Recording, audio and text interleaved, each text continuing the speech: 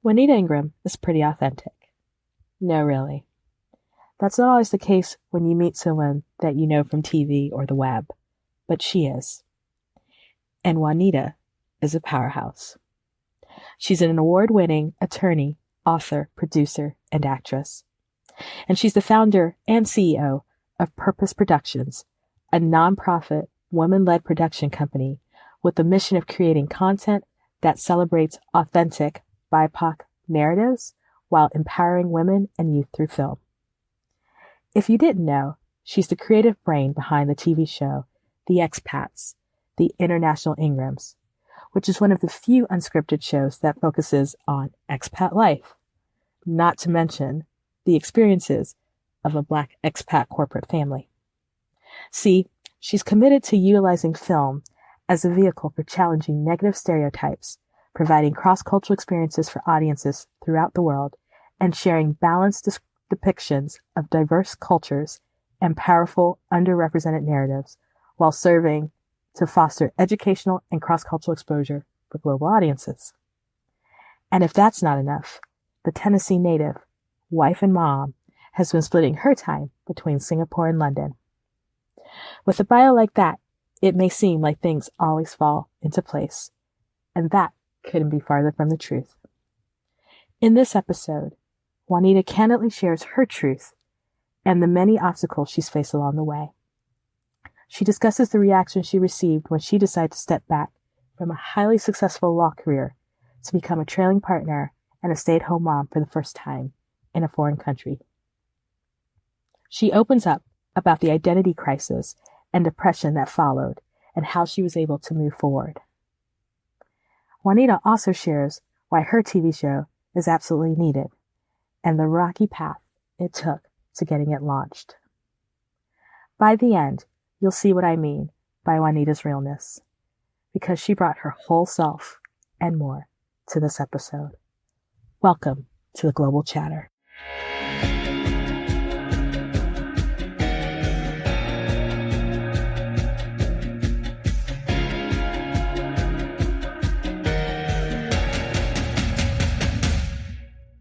All right, so we're back with the latest episode of the Global Chatter, and you guys definitely listen to the introductions before I launch into our guest, but I feel like she's a name at this point, and I'm laughing because I'm looking at her. We were so privileged to do a feature on this guest about a year ago as she was launching her show and as her international expat brand, I think was really starting to take ground. And to actually hear her voice and have her on the show, I am so honored to have her here. So Juanita Ingram is here, ladies and gentlemen. Juanita, how are you doing today? I am doing extremely well. The privilege was all mine. The honor is all mine to be here. I'm excited. I loved the write-up that you did about the show. It was one of my absolute favorites. I really appreciate the support. So I am excited to be here. One of the things I like to do with the show is that I occasionally will bring back people we've had on the site or over the years.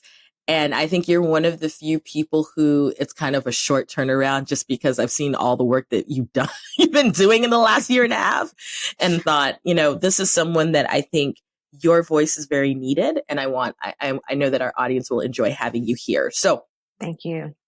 I like to give context. It's more of a location check, to be honest, since we're always all across the world. So tell everybody where you're currently located. I am currently in Singapore. So when we last connected, I was living in Taiwan. We were there for 2 years and we moved to Singapore. I think it's been like almost 8 months now that we've been here. It's just flown by. And anyone who knows me, and I said this to her off air, I love Singapore. And so I get really excited and I think about Orchard Street and, I love me some Orchard. When I was visiting, I was literally staying kind of a little bit right behind it. So it wasn't that far for me to get. So yeah, it's just Singapore is a fascinating place. It's a melting pot.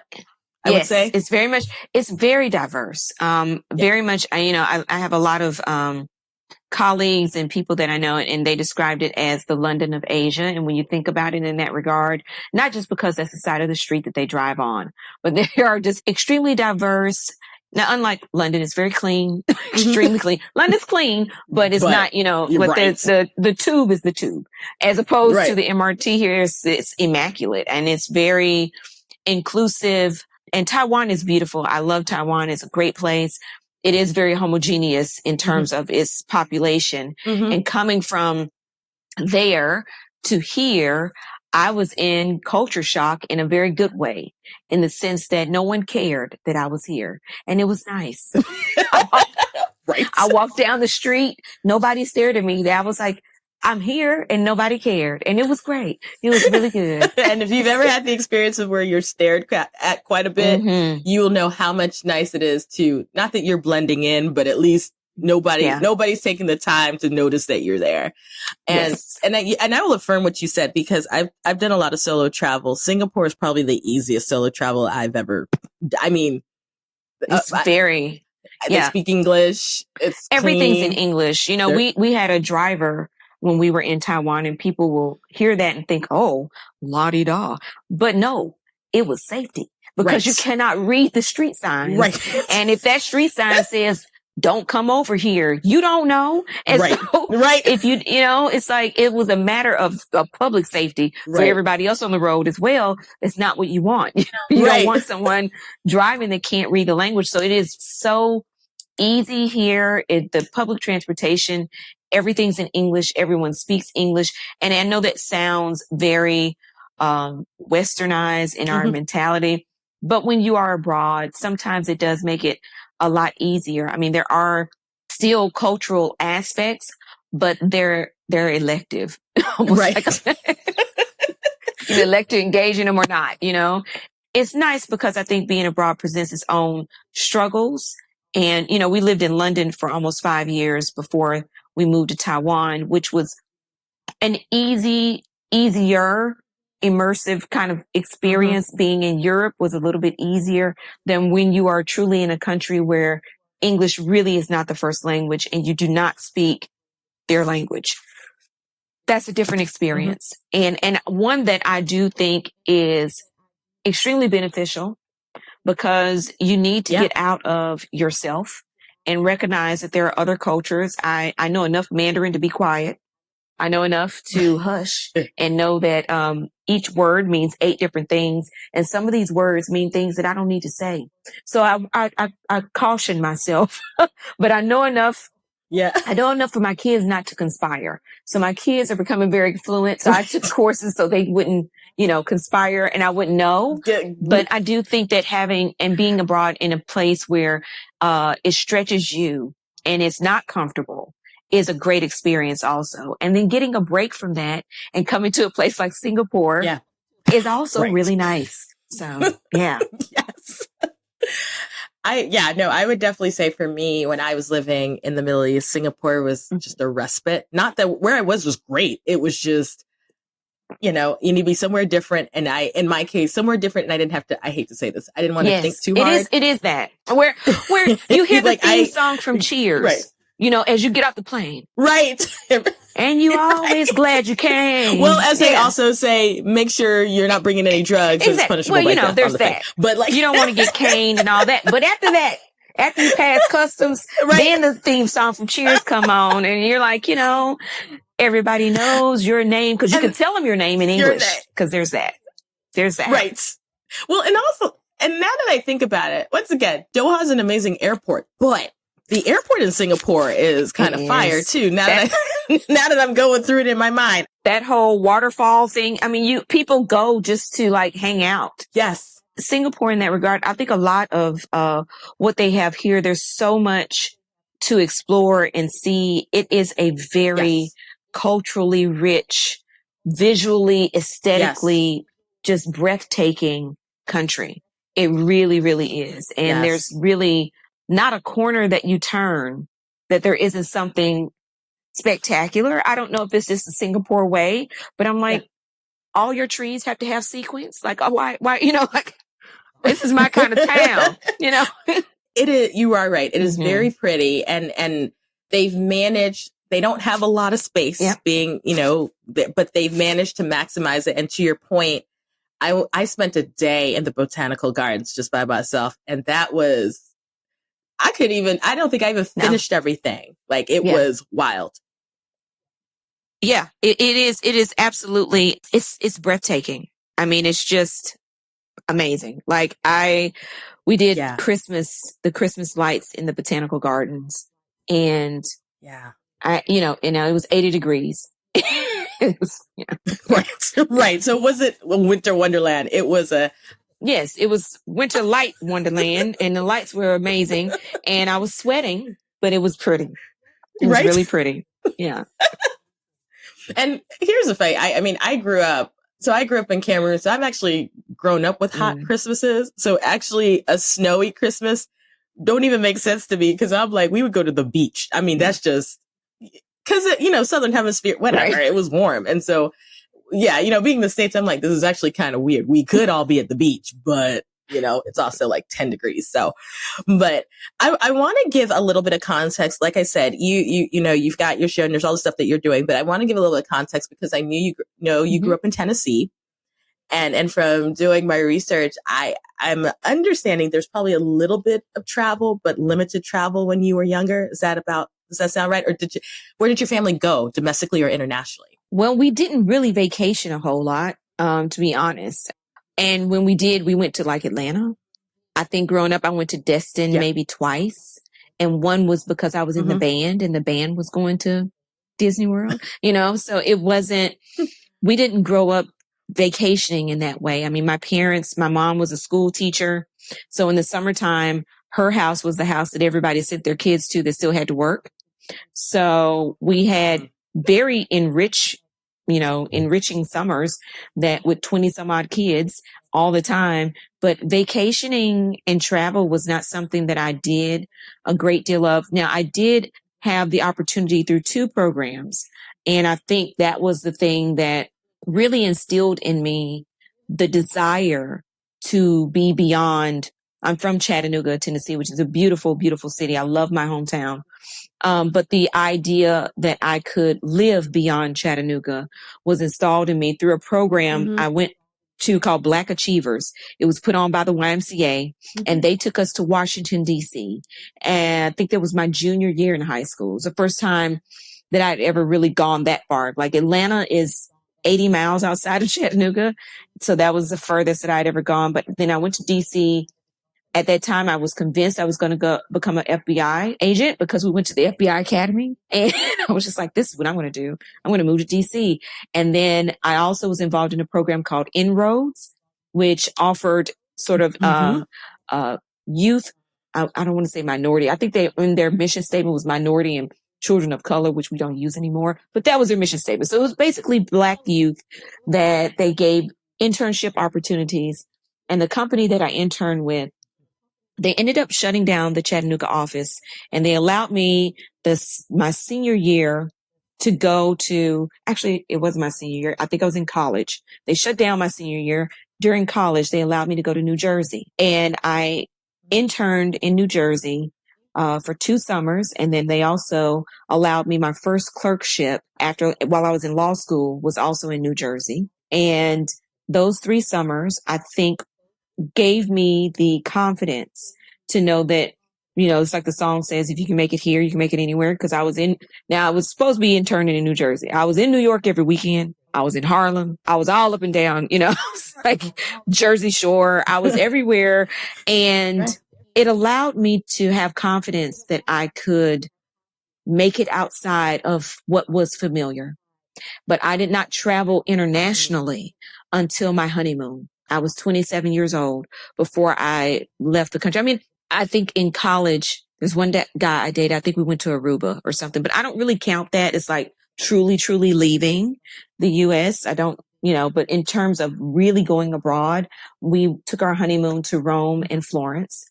And at the time, I had this feeling. I told my husband we were engaged, and I said, I don't have any reason to think this, any reason to have this idea, but I really feel like God is going to call us to live internationally, and we have to get prepared. And he was like, okay, alrighty then. And this is why I'm smiling. So it's not a few, probably season 2, I had Dr. Carmen Brown.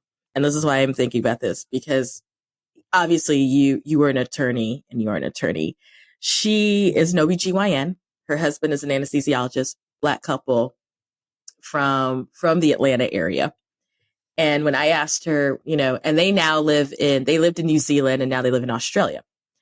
And I asked them, and I asked her, what was your first kind of thing, going abroad? And it was similar to her where she was like, look, I think it was around honeymoon for her as well. And it made sense because they were also in med school, right?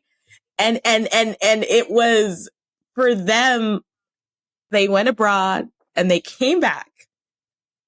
And then once they figured out they could take international trips, it kind of clicked in their brain, and in her case, and I'm actually encouraging people to listen to this episode, they were on a trip in Australia or in New Zealand and randomly met a doctor who said, you could live here, who was American, who has moved over there. So when I hear kind of that foreshadowing with your own story where you just had the sense and kind of the providence that we gonna do this, I'm sure your husband was like, look, ma'am, where's your husband from anyway? Is he from Tennessee Alabama. Or Ohio? Where? He from, where it makes it look like I came from the big city. Right. You did. Cause Chattanooga, did he come from at least Birmingham? He came from a place. No, he did. Yes. He came from a small town. Oakman. You've never heard of it. It's called Oakman, Alabama. They have like population 1,200 people or something like that. One stop sign. No. Yeah. And it's he's like, oh, you're a big city girl, aren't you? Yeah, you and your Chattanooga sophistication. Yeah. And checking it. Whatever. He got on that plane to Rome. He did. He was doing it. By the way, Florence is amazing. Yes. But yes, he did. He did and it. We were horrible travelers. The first, we were trash. We were trash. It was horrible. We had listened to like Rick Steves, which was like had those guys. Yeah, Rick Steves. He's still doing it. Yeah, we still have like every Rick Steves book. Don't tell anybody. But we were like hiding our little bum bags underneath our sweaters, and he would go in to get money, and I would stand by his back and I would look around to make sure nobody was going to pickpocket us. It was horrible. We didn't have the right type of luggage. I think I might have bought a garment bag. Don't talk about it. When I tell you trash, I am not exaggerating. We were horrible. We've come so long. But you can see the progress. That's what I was going to say. You can see the progress, though. You're in Singapore and you've lived in a couple of countries. And every year we made this commitment for our anniversary to travel abroad. And so the next year we went to Paris with like 5 other couples. Mm-hmm. And then the year after that, we kind of backpacked across Spain. I got my packing together. We made it happen. And then after that, we started having children. And then lo and behold, it was time to move to London. And I don't think that we would have had the confidence to feel that, yes, we can, had we not traveled extensively, specifically through Europe and had that experience and really laid the groundwork for us to feel like this is okay. And this is something that we can do. And no, I don't mind if the ketchup tastes different. And no, I don't care, because, I had friends who were living abroad and they were like, I hate this. The jelly is not right. And I'm like, you're going to let that cloud your whole experience because the croissants taste different than, they don't have Bisquick. Like I think it takes a certain type to really get out of your comfort zone and to know that that's something that you can do. It's different to travel and visit as opposed to living. And it gives you the ability to see whether or not that's something you would enjoy long term or whether or not you want to come home. And here's what I want you to do. I want you to kind of set up some context for us because we know that, and we'll talk about it, that London was your first expat posting. You've brought us this far. You were a practicing attorney. Yeah. Right? And this opportunity comes, which is through your husband's employment, right? What's the conversation that you guys have? Because I know that there's some people thinking, okay, you're a Black woman. Yes.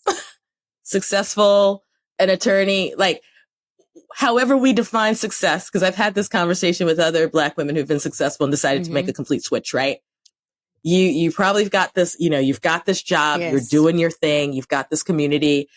Obviously, your husband works in the corporate space. I'm going to say that because he's not a diplomat, he's not military. He works in the corporate space, right? What's the conversation look like? and not even necessarily between the two of you, although that's important, but also when you both decide, okay, we're going to move abroad. How's that received? From others outside of us, it is great for him. It is, oh my gosh, this is so wonderful. You're such a leader. You're great. This is wonderful. And I'm outside of us as his family, friends, colleagues. For me, it was the first assignment. Now that we're on like the third continent, they're like, okay, but the first assignment, there was fear. There was, are you crazy? I was working for Rolls-Royce as in-house counsel. Mm-hmm. And, I'm from Tennessee. So there was many conversation of, you going to quit that good job? Cause and are you sure?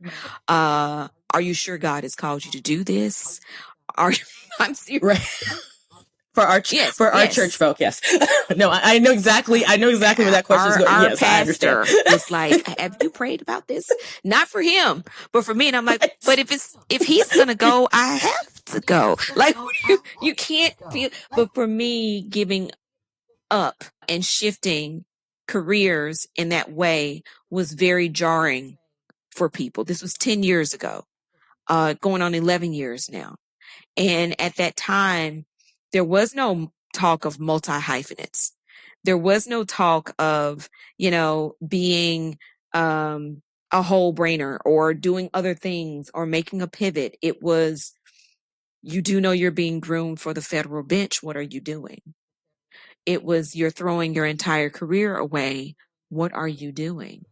And at the time, I think I gave into the pressure of trying to figure out, because so oftentimes we do, and this isn't just female people, we equate our identity, our self-worth with what it is that we do.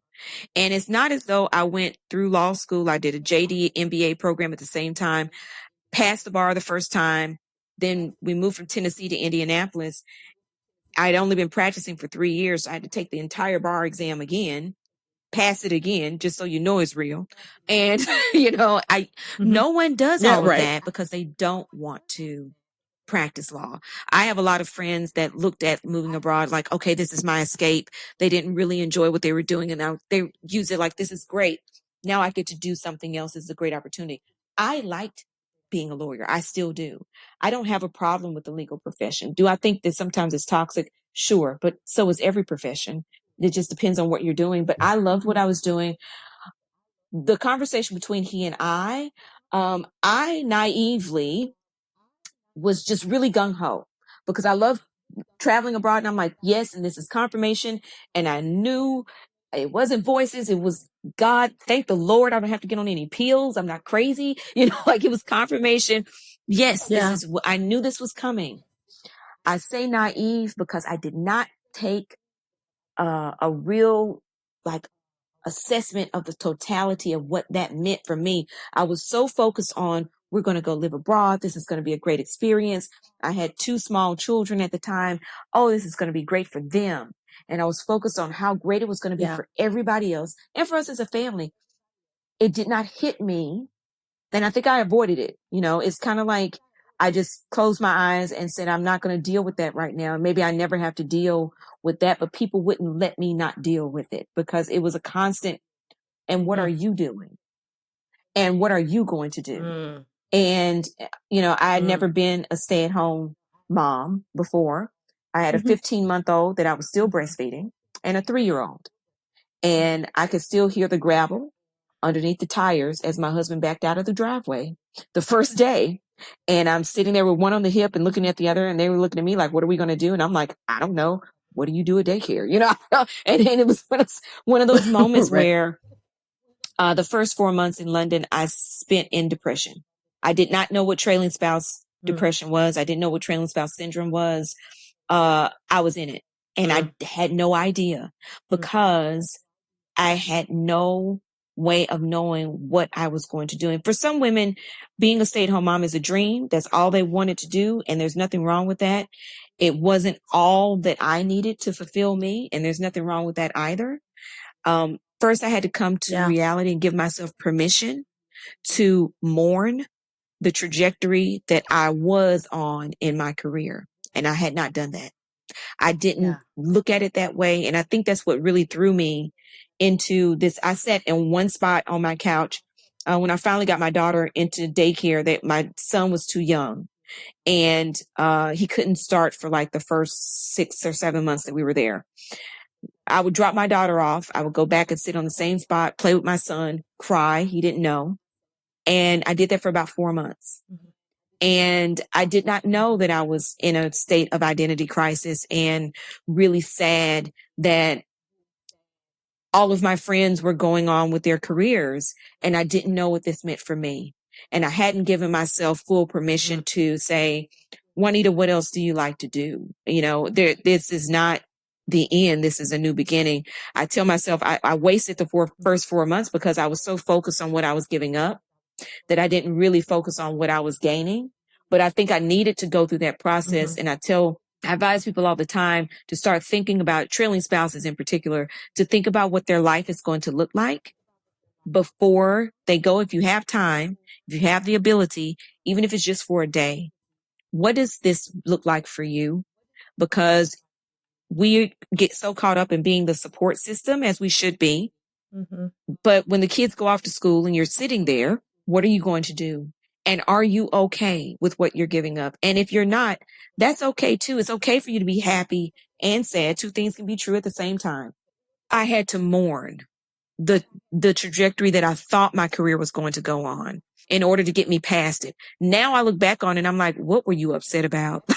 What were you thinking? It was not that big of a deal. But at the time, it definitely was, until I redefined myself. I got with a life coach, and my world was never the same, because the first person that you have to convince is yourself. And she helped me to really understand who I was, not what I did, but who are you? What is it that lights you on fire? What can you do? What do you want to do? What does this really mean for you? She was the one that helped me come up with the 3A alliteration, because people thought I was having a midlife crisis. When I did start pursuing other things, they're like, oh, what's wrong with you? You're acting now. And I'm like, no, I'm acting again. I started out acting when I was 9. I'm just doing what I know I've always been gifted to do and never had time. But she was the one that helped me to come up with like attorney, author, actress. When I started writing books, people were like, you're a writer now? I had those books stored up in me. I never had the time to write them.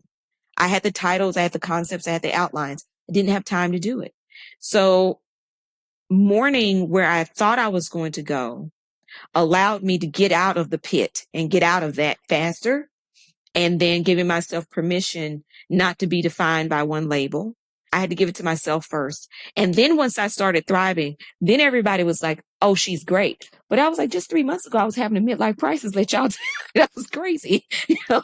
But now it's like, oh, she's a multi-hyphenate, and she's, multifaceted, and she's got all these different talents, and this is great. I had to convince myself first. And then those who were meant to get it would or not.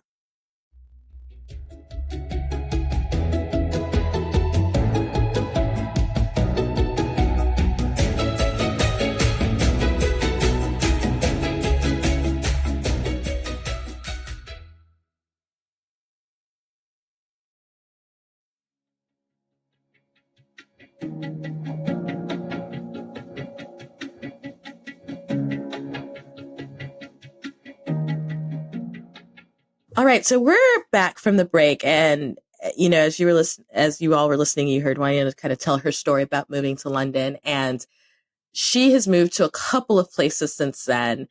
And I really, though, want to talk a little bit about the work that she's doing now, because I think that is the thread through all of her moves since she's left the U.S.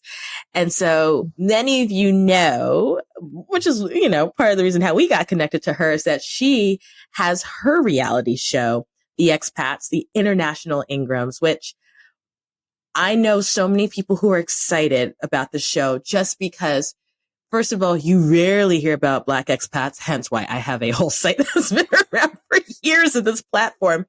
But then you don't see as many reality shows about expats. And then you really don't see reality shows about Black expats at all, right? So as you and I both know, we get confused with travel that's where they think this is. And it's like, nah, this is living your life abroad. So I want you to tell us a little bit about the context of your show and how your show came about. Absolutely. Thank you. Yes. I came up with the concept of the show while I was living in London, actually. So it took me about 4 years before I actually started rolling the cameras. At the time, we were getting ready to move back. So it was like our last 6 months there. And I knew that it was coming to an end, eventually, because, there are tax consequences if you stay beyond 5 years. So, as a corporate expat, Right. You're going somewhere Right. within 5 years. It's going to happen. And so we used to do these things called Soul Food Sundays, where we would go from house to house. And it was about 35 of us and 5 different families. And we could have been anywhere, though. It was very like Frankie Beverly and Maze was playing, Beyonce. We're barbecuing out on the lawn. The kids are running around. And we could have been in Tennessee. We could have been in Detroit, anywhere. And then one day I looked up and there was Windsor Castle, because that's where we were living at the time. It was right there in the background. And it struck me because I had started my own law practice again in preparation of going back. Mm-hmm. I had clients who were in the entertainment space, who were in reality TV. And so I was familiar with the genre, familiar with the deals that were done, mm-hmm. and really becoming familiar with unscripted space. Mm-hmm. And I noticed that there was a void. And just what you said, one, there weren't a lot of shows that normalized Black people just being. Mm-hmm. There had never been a show about anybody living abroad. There's never been a show about expats, period. Mm-hmm. Certainly never had been a show about Black people living abroad. Like you said, it was always travel. When we tried to pitch the show, in my mind, I'm like, I'll pitch this show. And somebody like Bravo or ITV or Pick It Up, and they were like, yeah, we don't do travel shows. And I'm like, it's not a travel show. It's a life, it's a lifestyle show. Right. But the concept of Black people living abroad and lifestyle, they were like, well, what's the drama? Is there an ensemble cast? Who's going to fight? And I'm like, no, it's not that kind of reality show. It is dramatic enough. Life, and the first subtitle of the show was The Expats, Life's Real Drama, mm-hmm. because life is dramatic enough. As we can see from the show, moving abroad is dramatic enough. You don't have to make up storylines. You don't have to produce stuff. And I just got familiar with this genre. And I think there were a lot of people that were growing tired of the same sort of regurgitated storylines, especially for us as Black people. I do think that we are handled much differently within that genre than other counterparts. Mm-hmm. So, like, for example, I love Chris Lee Knows Best. I love that show. It is a show about a white man doing nothing. Mm-hmm. It is. Right. It is a family and they doing nothing. Right. But I love it. And I want to do nothing with them. The grandmother gives me life. That grandmother is everything. I want to hang out with her. She is hilarious. But I think for other groups, they are able to be normalized, that their lives and everyday lives can be interesting. And isn't that interesting? Just anything interesting about them is enough mm-hmm. to substantiate, let's take a look at this lifestyle. Mm-hmm. For us, the commonality in the show is navigating change. Mm-hmm. That's all this is about. And that's really all being abroad. What the main thing, amongst other things, and the nuances and the logistics and all of that, but what you're doing is navigating change. And we all navigate it differently. It means different things. There are different, that's the ultimate high stake. And isn't that the highest stake in life? Yeah. And it doesn't matter where you are. You can be a domestic trailing spouse. The first time I trailed as a spouse was from Chattanooga to Indianapolis. I had to take a whole nother bar exam. That's when we really should have been filming, because that was, I was a dramatic mess. I let my husband have it. I told him, you only get one of these. I don't love anybody enough to do that again. And so, but when Kim Kardashian sits for the bar, it is an entire season. Yeah. But normalizing us doing normal things where we want to see us just being has been sort of characterized as, well, that's not what people want to see. That's not what's interesting. No, that's not what you give. Yeah. You only give us fights and flipping tables and throwing drinks. And that's not to say that we don't do that. That's not to say that there's anything wrong with those shows. I watch them all. I enjoy them all. I love a good housewife series as much as I do. And I know people are like, I hate it.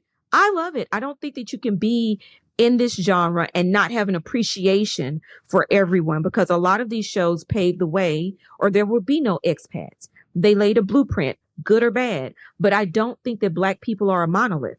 And so I know we aren't. And even within our show, Black people living abroad aren't a monolithic group. And that's why we have 5 other expats from season 1, 7 other expats from season 2 that show you the different paths that they took. Because we're corporate expats. We had digital nomads, we had students who came and stayed, teachers, different people that were taking different routes. But I knew when I looked around, and everyone at that picnic and everyone at the Soul Food Saturday was a senior director, a vice president, a general manager. They were running countries. Everybody was a doctor, lawyer, and Indian chief. And it wasn't just men that led their families over there. Mm-hmm. There were senior directors that were women who were leading in the corporate space, living abroad. And it was beautiful. And I never saw it. And so we have to be able to show and redefine success and what success means, what it looks like, the opportunities that are there for ourselves, for youth.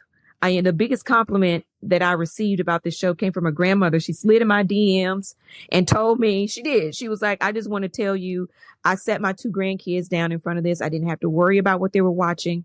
I didn't have to worry about turning their heads away from anything. And then when they got up from your series, they binged it in 3 days. They wanted to keep watching. And when they got up, they asked me about traveling abroad. Before, they never wanted to go anywhere. They were scared. When they got up from your show, the question that they had was, where are we going? And I loved it. And that's what we need to normalize us, one, just being and having a family friendly show that is everyday life, navigating change. Now, it's everyday life. The high stakes is, we're doing it in Taiwan, and there are language barriers and there are things that we have to do. And so that's what makes it super interesting. But we don't get to see that. We don't get to see us in international spaces. And I was on another podcast one day, and the host was a white woman. And she told me, she was like, I'm so glad to see this because the expat space is really white. She was like, there are not a lot of corporate expats. And I was like, now you said it, I didn't. I say it all the time. I'm pretty sure I said it in the Wall Street Journal, actually. And it's true. And I think sometimes for some people, the show was shocking. Like, are they real? Are they serious? I honestly had people write in and say, are they real? Is this real? Because it is so rare and we are not seen in this particular light or in this particular way. The majority of our families that we see, especially again, and you can see the differentiation in the way things are handled from one franchise to another, how Real Housewives of Atlanta and how their relationships, their marriages and Black men are handled on that show are different from the husbands and the way that they're handled on Beverly Hills. I don't care. Challenge me. I know I'm right because I've studied enough and it's just different. And so to see that we can have a definition of success and be on TV. And my husband is not an athlete. He is not a rapper. He is a real talk, he's a right. Black man who grew up in Alabama, went to school, did well in school, worked hard, graduated with his MBA from Duke and is leading. And that depiction of success is new and it is rare. And it has not been shown. And I felt like if I didn't do this, who would? And a lot of people were like, oh, most people shoot a pilot and try to shop it. I tried. And people did not understand that, one, it wasn't a travel show. And we had all the high stakes. I mean, we had a great pitch package. It wasn't because of effort. My show agent was great. Even now, I think it's just so new to normalize us in international spaces where we're not traveling. We are living, thriving. It is outside of the box. It is different. And as a filmmaker, content creator, you want to always tell a story that hasn't been told. Yep. And so I do consider it a privilege and an honor to have been blessed enough to do that. And it is a huge responsibility because it's very rare that you get to tell a new story. You have said a word, and we're going to unpack that word because there's a lot of things there that you hit on. you were talking and you reminded me of Jennifer Poe, who years ago when I did an interview with her, she'd written this book focused on her experiences of being a young black woman who had gone to Argentina. And one of the things she said, and I have continued to parrot this years after she, younger from New York, she said, is that when you think about it and you look at movies, you never see a movie of a young black or brown person that has an experience like, Audrey Hepburn and why is my brain blanking? You know what I'm talking about? The classic Audrey Hepburn, Breakfast and Tiffany's, or like, there's the one, Roman Holiday. That's the one. You know what I mean? Literally, it's called, like, you never see a young black, whenever, and I've said this repeatedly, whenever you see black people moving, it is almost always because of strife, war, conflict, right? So they are escaping something going on in their country, right? Usually it's conflict, or there's some kind of just insane discrimination that they're going on. We don't see stories like this. And so You are right. When you say normalize, it's the same thing about my site when people went, where do you find all these black expats? And I'm like, guess what? They're all around us. But it's just that we don't stop because think about the origin story of yours, right? You were sitting amongst black expats who were, and in your case, these are corporate expats. So for people who don't understand, people who move because of employment, like they were moved usually because of a multinational company, or at least a company that hires international staff. And it's usually at a senior level because you're hired for your expertise. But you were sitting amongst very educated, very talented black folks from wherever they were from. And the fact that people, first of all, can't conceptualize this because they don't see it. But then the second thing that you said, and I was like, yes, is why do we always have to have conflict in our stories? So even when I talked about moving, right? Like, why does it always have to be like, why couldn't it just be like this black person moved to Accra? Because they just want to be in Ghana. Yeah. Well, and why can't that be interesting? Because it can be interesting when, Kourtney Kardashian orders a salad with no almonds. Right. You know what I'm saying? Like you can edit that and it's like, no almonds. What? Sorry. Like that is so like vanilla and yeah, right. Not right. You know what I'm saying? But it's like, the grandmother, I think her name is, Granny Faye on Chrisley Knows Best, took up swimming lessons. It was the most hilarious segment that I had ever seen. Now it was, I have a bad sense of humor, and I say bad because like I will laugh at inappropriate things. Right, I don't care fair. if it's funny. If it's funny, it's funny. Right.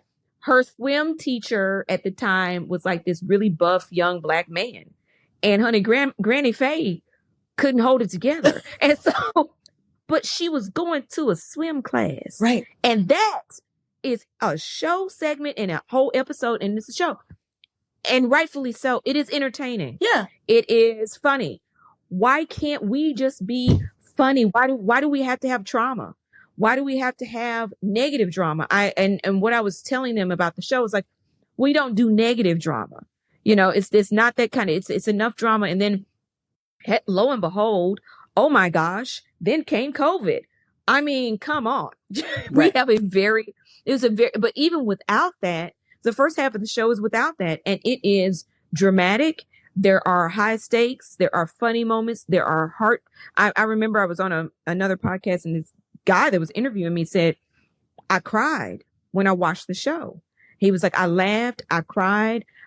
He had been living in Taiwan for 16 years. And he was like, I forgot what it was like to navigate that change. I forgot what it was like to get there and be new. I forgot what it was like to go to the grocery store and try to read ingredients. I had the audacity to try to become vegan. It's some stuff I ate. I still don't know. I don't know what it was. You don't change your diet until you can read the packets correctly. You just, whatever you were eating before, just keep eating it until you can.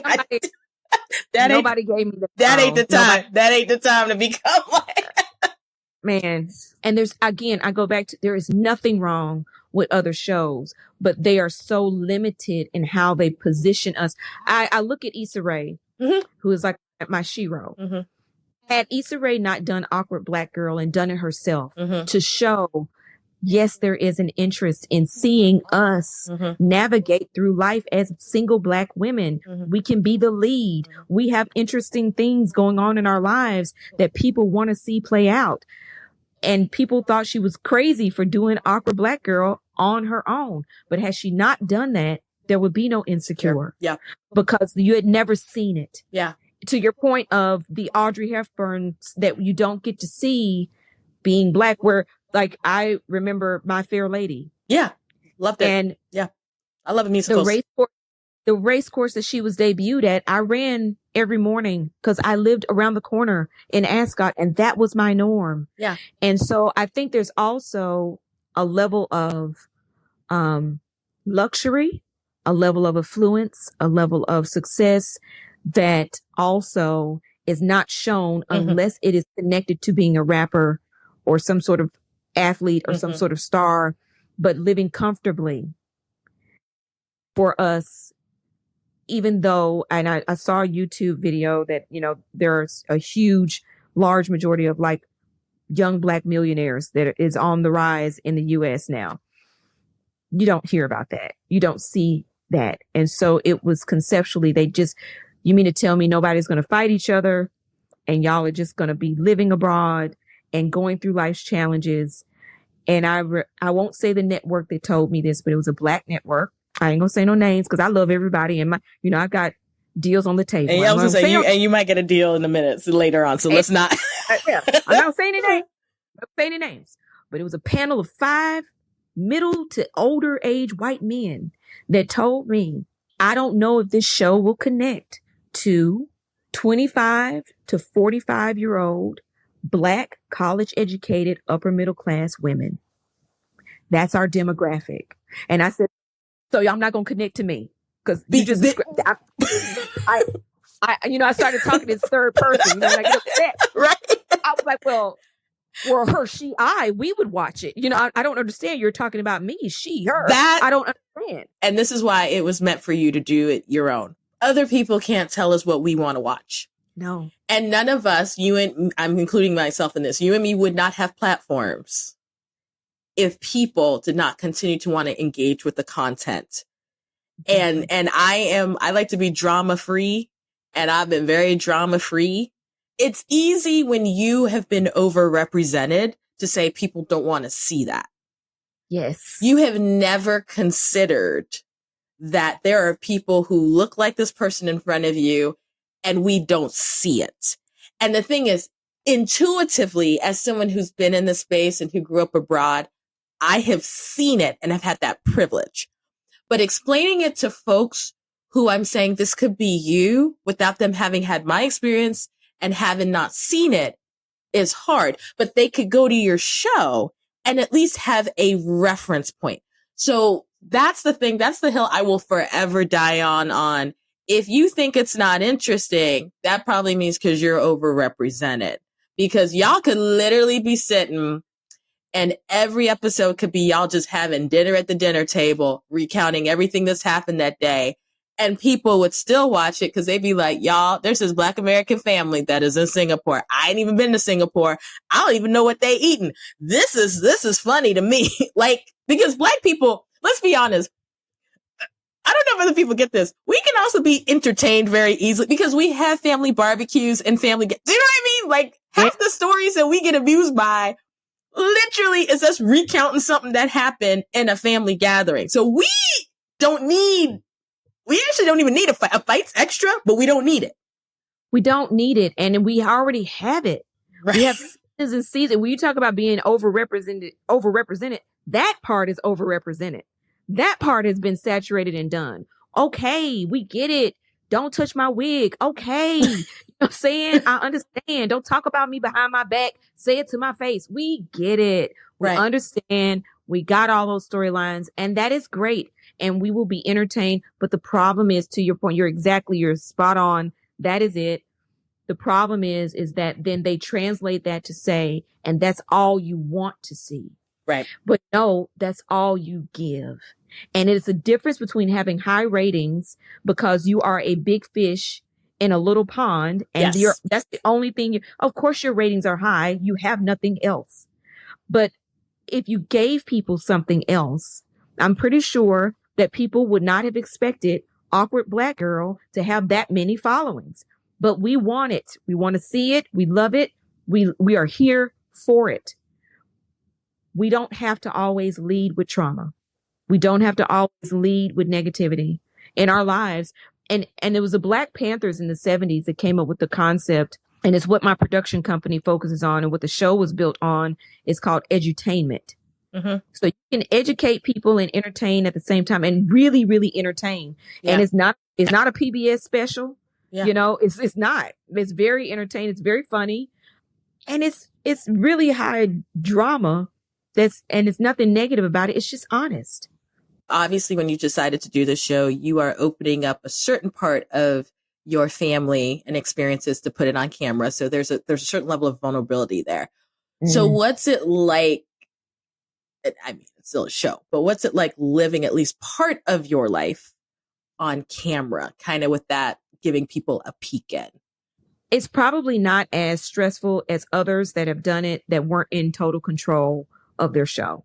Mm. So for me, I didn't really have, like, I've had friends and clients who are in reality TV, and it's very stressful because you don't know what the producers are going to do. There's always an agenda, and things are very heavily produced in the sense that it's not that they're not honest, but it's not always just roll it. Let's see what happens. And our show is very intentional in the sense that, like, okay, we're going to go to the grocery store. That is a scene we're going to do. Now, what happens when we go there?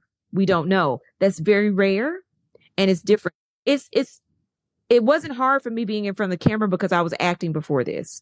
It wasn't hard for my kids because both of them want to be actors, and they were in theater, and they were, and if they see a red light come on, they do too. And so for them, it was fun. It was interesting. It is now. My son is hilarious. Like, sometimes he'll be on set and he's like, can I do this scene? Because Kinsley really isn't giving life right now, and I think she's having a bad day. And I think I need you. I think you need me because it's boring, and you're giving boring. Mom, nobody's gonna watch that. It's dry. You guys are dry. My kids love it. My husband, oddly enough, I wasn't sure because Keenan is not a creative, and I was not sure what he was going to do. He gives very, SpongeBob SquarePants. He's very conservative. And so he's way more conservative than I am. His storyline of being the frugal dad, that is not a storyline. That is who he is. And so I wasn't sure what he was going to do. I was so pleasantly surprised. He is so great on camera. Oh my gosh, he's hilarious. And I always knew he made me laugh, but you never know what people are going to do in front of the camera. And he is totally comfortable. So it was easy for us, I think, because they trust me. They know me, obviously. And when you're in control of the narrative, you don't have to worry about what's going to happen in editing. I'm editing it. Right. I'm like, this is true. I had friends who were like, oh, don't show my backside. And I'm like, girl, we don't do back rows on this show. I'm never going to put you in a bad light. If I shoot you from behind. Oh my God. Black people and ownership. Black people. I hope they're hearing you on this. This is why I own everything, because once you give it up. Well, and here's the thing. I don't mind now that we've established, and we'll have season 2 coming out shortly. Yes. Now that we've established a blueprint for what the show is, I don't have any hesitancy in partnering now because people understand. They see what you do. They understand. They can see it. And sometimes you have to build. It's like a baseball, build it and they will come. Yeah. I have no problem now because they understand it, and it puts you in a different position and posturing. It cuts both ways because it's not necessarily a harder sell, but it is not what they are used to. Yes. So I don't mind continuing to license and film it and produce it myself and have someone fund it and say, you know how to do this best, go forth and conquer. But having owned the content and owned, more importantly, the narrative was so critical, so that again, it's a big responsibility, a big honor, and a heavy responsibility to take a narrative for a particular group of people that have never been represented. Yeah. It's like, You can make a show about Black lawyers, Black female lawyers, but what do you do? What do you do with it? You can make a show about Black doctors, but what are you showing about it? It's a real responsibility that you take on, and this is what we're going to represent for Blackness in this space. And so for expats that are Black, this is the first reality show. There's a heavy responsibility. I wanted my grandmother to watch the show and be proud, and she was.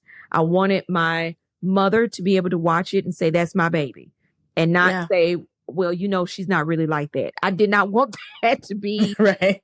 the conversation, and my kids to be able to go to school and for their friends not to see their mom doing anything weird. I don't have any grandkids yet, but I want them to be able to press play and know that grandma was not only hot, at one point in time, but she was also socially responsible. And you talk about legacy, and being the first at doing something is a real responsibility, but also assuring, because reality TV and media period shapes how we are handled and oftentimes mishandled in international spaces. That's a huge responsibility to be able to put this out and for people to see. We did have a conflict resolution on season 1. It was not, it was done in the way that I resolve conflicts with my friends. I talk about it. And for there to be a narrative, there were some people on the show, I'm still debating about whether I'm going to put it in the season or not. There's so much that I don't put in for the sake of safeguarding. But there was one person that just admitted that as Black women, we are seen as loud, uneducated, argumentative. This is their lens of us from reality TV.